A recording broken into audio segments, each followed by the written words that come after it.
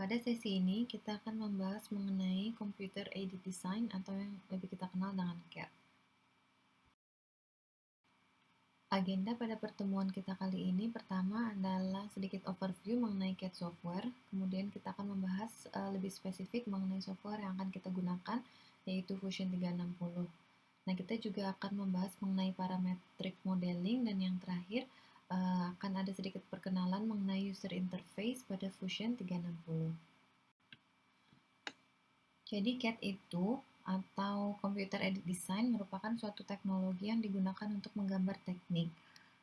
Itu kemudian bisa digunakan untuk berbagai hal, misalnya untuk membuat produk manufaktur, bahkan hingga membuat struktur seperti rumah, kantor, dan lain-lain.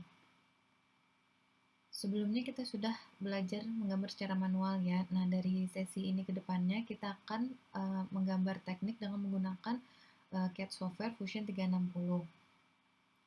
Nah, keuntungan menggambar dengan menggunakan CAD itu bermacam-macam. Salah satunya kita menghemat waktu, kita juga dapat meningkatkan produktivitas, bisa menghasilkan kualitas yang lebih baik dengan akurasi yang lebih tinggi. Kemudian, kita juga lebih gampang untuk melakukan kolaborasi. Nah, seperti yang sudah dijelaskan sebelumnya, CAD software itu bermacam-macam ya. Ada Autodesk Inventor, SolidWorks, CATIA, Creo, FreeCAD.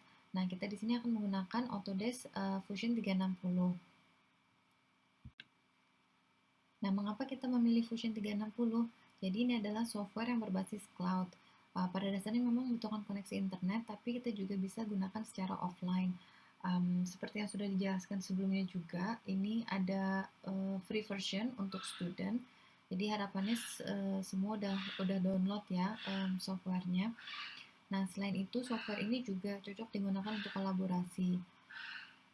Kemudian Fusion 360 ini juga menyimpan seluruh histori kegiatan menggambar kita. Jadi kita bisa track apa-apa saja yang sudah kita lakukan, dan kalau kita perlu memodifikasi itu juga bisa kita lakukan. Ketika melakukan desain, ada beberapa metode yang tersedia di Fusion 360. Misalnya freeform, ini biasanya digunakan untuk desain-desain artistik. Kemudian ada juga direct modeling. Nah, itu bisa digunakan untuk menggambar tanpa adanya restriksi. Nah, pada modul ini kita akan fokus pada parametric modeling. Nah, apa itu parametric modeling? Jadi pada dasarnya, parametric modeling itu adalah penggunaan parameter untuk mengontrol geometri dan desain dari CAD yang kita bangun. Itu kita sebut dengan parametric modeling ya. Nah, parameter di sini termasuk constraint, juga termasuk hubungan antar entitas yang kita gambar. Ketika kita buka pertama kali, user interface pada Fusion 360 terlihat seperti ini ya.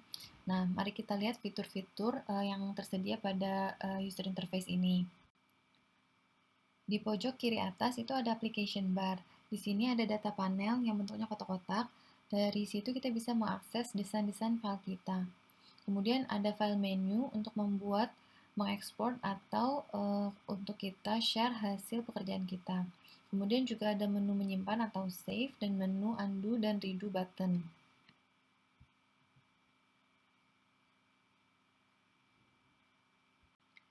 Kemudian kalau kita klik data panel, nanti ada muncul menu seperti ini di bagian kiri. Nah, dari situ kita bisa membuat proyek-proyek baru atau folder-folder baru untuk mengorganisir file-file desain kita ya.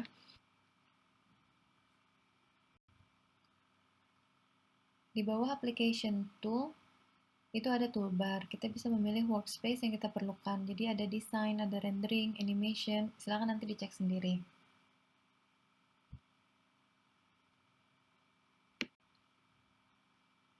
Kemudian ada browser. Di sini terdapat objek-objek desain kita. Jadi termasuk plane, sketch, parts, atau assemblies. Di sini kita juga mengubah visibility object dan juga mengubah unit desain. Yang kubik di bagian kanan atas ini namanya view cube. Bisa kita gerak-gerakan untuk merotasi desain atau melihat dari berbagai sudut pandang. Kemudian selanjutnya kanvas, yaitu bagian di mana kita akan menggambar. Nah, kalau kita klik kanan di bagian kanvas, itu nanti akan muncul menu seperti ini. Nah, itu adalah menu-menu yang sering digunakan pada umumnya. Kemudian ada lagi navigation bar, itu bisa digunakan untuk zoom, pan, yaitu menggerakkan atau menggeser-geser kanvas.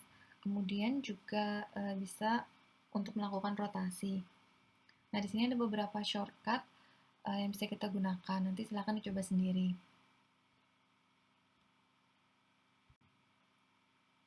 Nah, yang terakhir itu adalah timeline. Jadi ketika kita menggambar, Fusion 360 akan meng-capture langkah-langkah yang kita lakukan.